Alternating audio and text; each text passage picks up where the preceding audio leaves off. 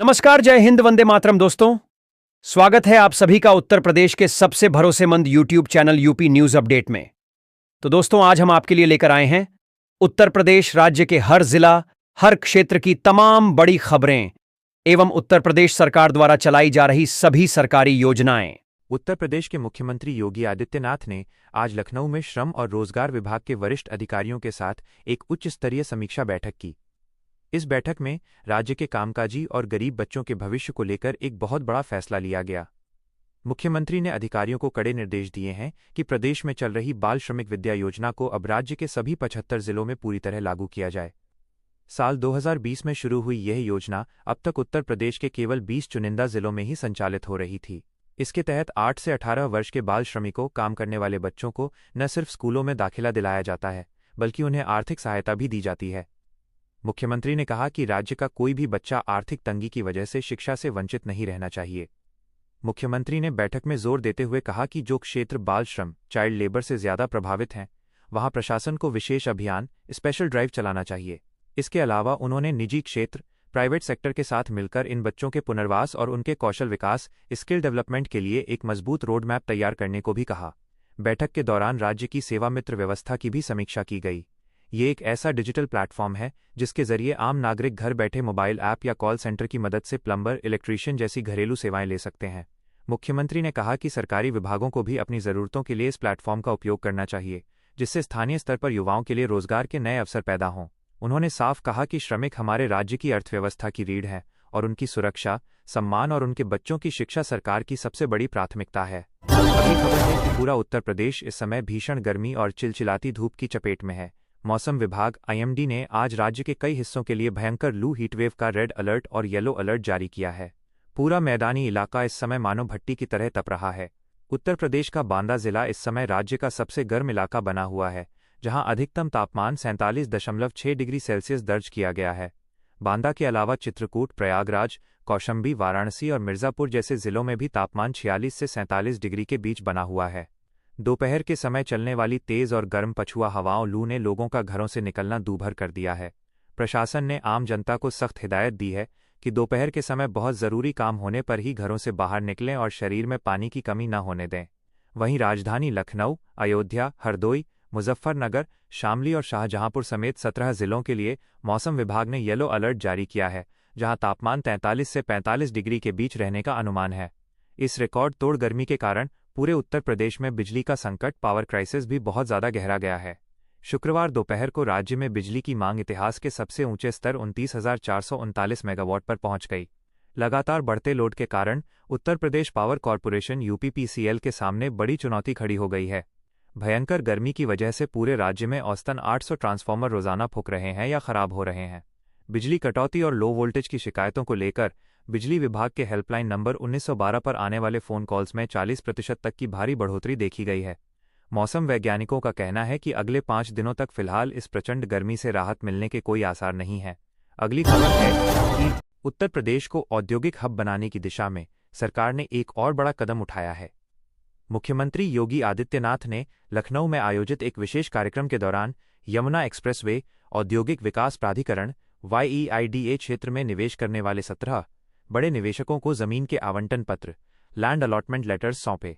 इस मौके पर निवेशकों को संबोधित करते हुए मुख्यमंत्री ने कहा कि जो भी उद्यमी उत्तर प्रदेश में निवेश कर रहे हैं, वे सिर्फ व्यापार नहीं कर रहे, बल्कि वे राज्य सरकार के विकास के आधिकारिक पार्टनर हैं। मुख्यमंत्री ने नोएडा इंटरनेशनल एयरपोर्ट जेवर के आसपास के क्षेत्र का जिक्र करते हुए एक पुरानी याद साझा की।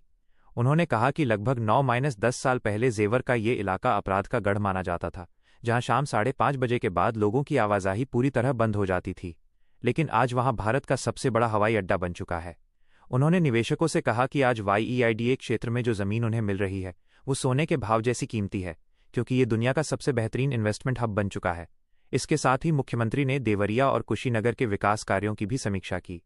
उन्होंने कृषि मंत्री सूर्य प्रताप शाही को निर्देश दिया कि कुशीनगर में बनकर तैयार हो चुके कृषि विश्वविद्यालय, एग्रीकल्चरल यूनिवर्सिटी को इसी नए शैक्षणिक सत्र, एकेडमिक सेशन से हर हाल में शुरू कर दिया जाए। मुख्यमंत्री ने कहा कि पहले उत्तर प्रदेश की पहचान वन डिस्ट्रिक्ट वन माफिया के रूप में की जाती थी, जिसे हमारी सरकार ने बदलकर अब one district one medical college और one district one product ODOP में बदल दिया है। युवाओं को रोजगार से जोड़ने के लिए आईटीआई संस्थानों को भी आधुनिक स्किल सेंटर के रूप में अपग्रेड किया जा रहा है। अगली खबर है कि लखनऊ। उत्तर प्रदेश सरकार द्वारा चलाई जा रही निराश्रित महिला पेंशन योजना, जिसे आमतौर पर विधवा पेंशन कहा जाता है, संकट में घिरी महिलाओं के लिए एक बड़ा सहारा बनकर उभरी है। इस कल्याणकारी योजना का मुख्य लक्ष्य उन महिलाओं को वित्तीय सुरक्षा प्रदान करना है जिन्होंने अपने पति को खो दिया है और जिनके पास आजीविका चलाने का कोई दूसरा ठोस साधन उपलब्ध नहीं है। समाज कल्याण विभाग द्वारा संचालित इस योजना के माध्यम से पात्र महिलाओं को हर महीने 1,000 रुपये की आर्थिक मदद दी जाती है। सरकार द्वारा यह राशि सीधे महिलाओं के बैंक खातों में तिमाही आधार पर ट्रांसफर की जाती है। योजना की पात्रता के नियमों के अनुसार आवेदक महिला का उत्तर प्रदेश की मूल निवासी होना अनिवार्य है। इसके साथ ही महिला की आयु 18 वर्ष या उससे अधिक होनी चाहिए। योजना का लाभ केवल उन्हीं महिलाओं को मिलता है जिनकी खुद की कोई निश्चित मासिक आय नहीं है या जिनकी वार्षिक आय 2 लाख रुपए से कम है और वे किसी अन्य सरकारी पेंशन योजना का लाभ न ले रही हों। प्रदेश सरकार की इस पहल से लाखों महिलाएं बिना किसी पर निर्भर रहे अपनी बुनियादी जरूरतों जैसे भोजन, दवा और वस्त्र का खर्च उठाने में सक्षम हो रही हैं, जिससे उनके जीवन स्तर में सुधार आया है। अगली खबर है कि लखनऊ। ग्रामीण क्षेत्र की महिलाओं को आर्थिक रूप से आत्मनिर्भर और सशक्त बनाने के लिए उत्तर प्रदेश सरकार ने महिला उद्यमी उत्पाद विपणन केंद्र योजना के तहत एक बहुत बड़ा कदम उठाया है। इस योजना का मुख्य उद्देश्य राज्य के स्वयं सहायता समूहों एसएचजीएस से जुड़ी करीब 1 करोड़ महिलाओं के हुनर को पहचानना और उनके द्वारा बनाए गए उत्पादों को एक बड़ा और संगठित बाजार दिलाना है। सरकार ने इसके क्रियान्वयन के लिए 100 करोड़ रुपए का विशेष बजट आवंटित किया है, जिसके तहत राज्य के विभिन्न न्याय पंचायत स्तरों पर आधुनिक शॉपिंग कॉम्प्लेक्स, रिटेल सेंटर विकसित किए जा रहे हैं। इन शॉपिंग सेंटर्स का पूरा संचालन और प्रबंधन महिलाओं के हाथों में ही होगा, जिससे स्थानीय स्तर पर रोजगार के नए अवसर पैदा होंगे। इसके साथ ही योजना का एक और बड़ा पहलू डिजिटल सशक्तिकरण है। प्रदेश की 8,000 न्याय पंचायतों में डिजिटल उद्यमियों का चयन किया जा रहा है, जिसमें आधी सीटें यानी 50% पद महिलाओं के लिए आरक्षित रखे गए हैं। महिलाओं को अपने उत्पादों को ऑनलाइन और बड़े ई-कॉमर्स प्लेटफॉर्म्स पर बेचने के लिए प्रशिक्षित किया जा रहा है और व्यापार बढ़ाने के लिए बिना ब्याज का आसान लोन भी मुहैया कराया जा रहा है, जिससे वे सशक्त बिजनेस वुमन बन सकें। भारतीय सराफा बाजार में सोने की कीमतों में इन दिनों लगातार उतार चढ़ाव देखने को मिल रहा है। अंतर्राष्ट्रीय बाजारों में भू राजनीतिक तनाव, जियोपॉलिटिकल टेंशन्स और अमेरिकी केंद्रीय बैंक फेडरल रिजर्व द्वारा ब्याज दरों में कटौती की संभावनाओं के बीच सोने की चाल में अनिश्चितता बनी हुई है।